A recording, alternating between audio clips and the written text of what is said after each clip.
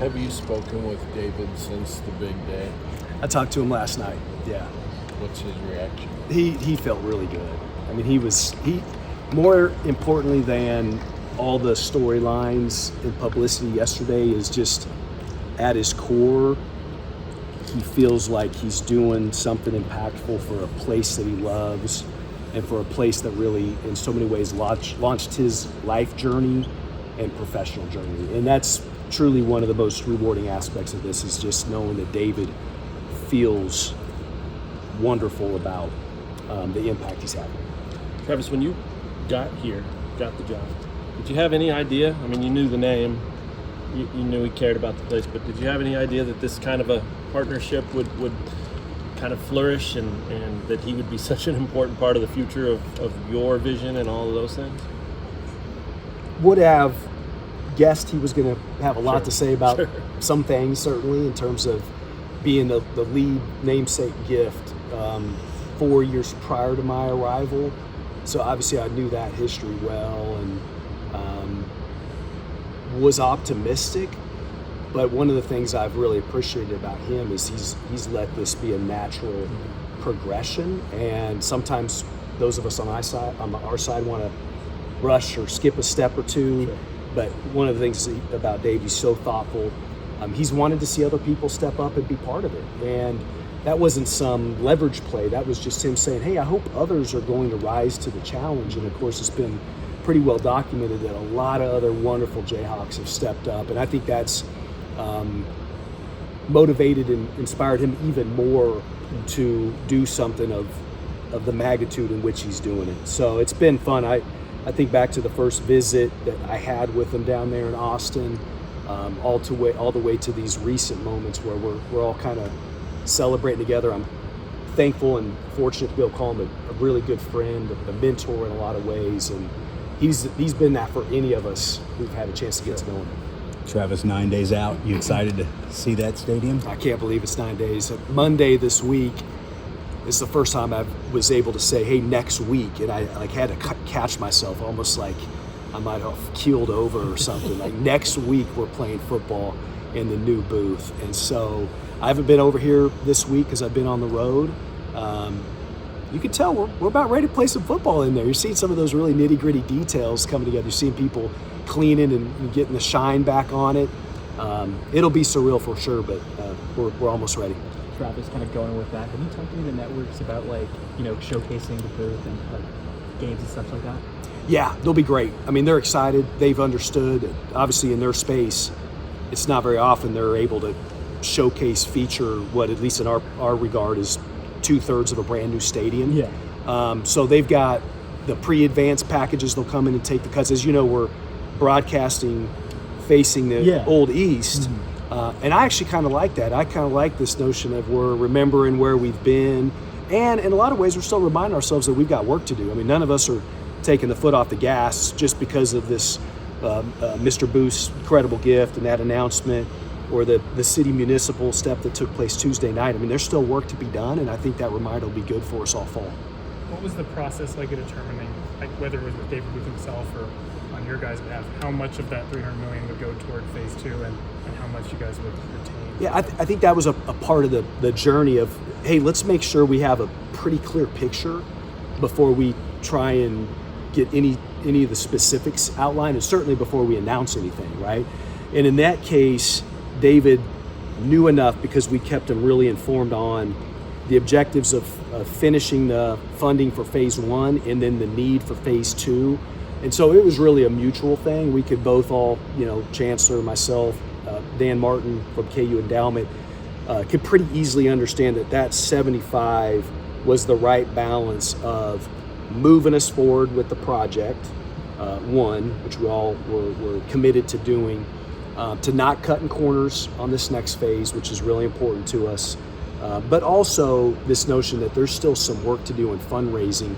And then the balance of this thing is so impactful because it gives us confidence and what I describe, for lack of a better term, kind of a fixed income stream in some out years, and then for the long term, that is really hard to come by in intercollegiate athletics. So it was important to leave a really significant part of this thing untapped so we could benefit for years to come.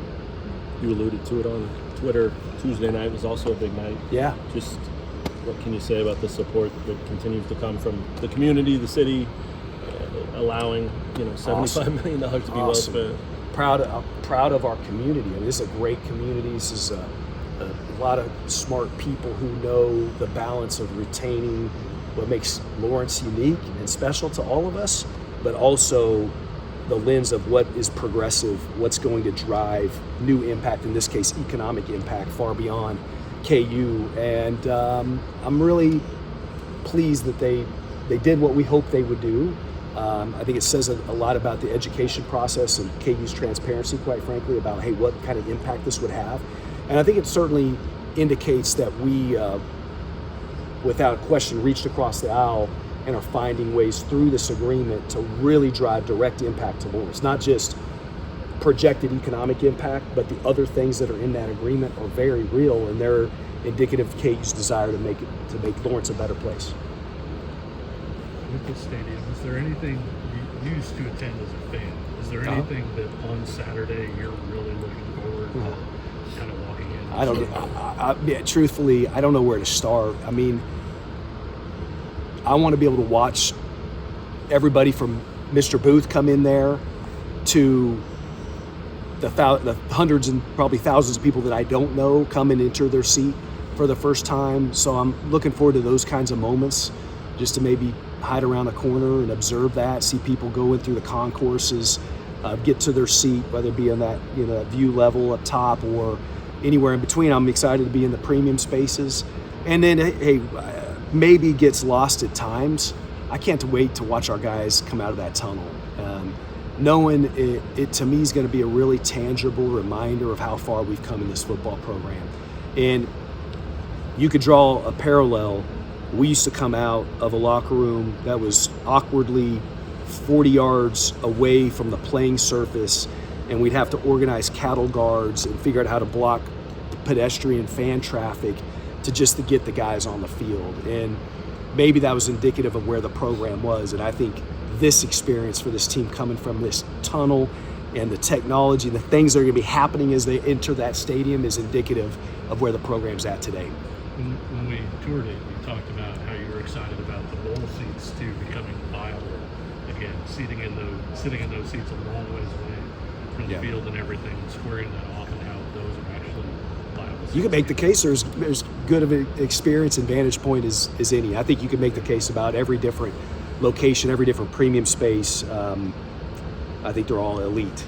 Yeah. No doubt that you've been very busy with all of this, but have you gotten to take time to go in there and soak it all in just by yourself and take a minute, or do you plan to? We that first Friday that the team practiced, that's maybe been 2 weeks from tomorrow, possibly. I think that'd be right. First time the team was in here on that Friday night, my wife and my kids came with me, and my wife had been in there once. My kids hadn't been in there, hadn't seen upstairs, and that was pretty cool. And we may or may not have brought in a bottle of wine to just sit up there and watch that practice and sort of soak it up. Yeah. So yeah, that was neat. How much added certainty do you have about starting phase 2 after this season, now that the developments in the last couple of days have gone through? Confidence has increased dramatically. Yeah, I mean, this week, amazingly, like Tuesday night, again, Matt, thanks for pointing out, cannot be understated. It was really an important part because, again, this project's about everybody and it's for everybody, and that was another really strong statement about that. To have to go out on an island or on our own to go and figure out how to go make this thing happen would have been that much more difficult. And then again, the specificity and then just the sheer magnitude of Mr. Booth's gift. We roll with incredible confidence. Now there's still work, so I couldn't sit here and tell you definitively what it's going to be and the precise definition, but I can tell you with confidence we are into conceptual design. That architect team and the entirety of the development team is working, full days, to say the least. And the objective, of course, this has been stated, so I'll just reinforce it. The objective is to demo after the season. We're going to be in this stadium again next fall. Precisely what that means with that east side, we'll be excited to share. And I'd add this tidbit to that. We're really proud that we didn't cut any corners on the west and we didn't cut any corners on the north. And as I walk through that on the verge of opening, I've got the highest bar in trying to identify that, and I really feel proudly that we didn't cut any corners. Our commitment is to not cut corners on finishing out that the rest of the stadium. If that's the premise, then I would expect to not have everything done at kickoff next fall, because I don't know how you can do it right, rush it in 7-8 months, have nailed it to do it that once in a lifetime chance, and have it all completed. So I think we'll be playing through a little construction. I think we'll have a little bit of reduced capacity over there, and I'm fired up about that. No, nothing apologetic about it. I'm like, let's do it right. We'll play through it, and it'll be worth every bit of quasi inconvenience that provides. Do you know what you'll do with the $225 million?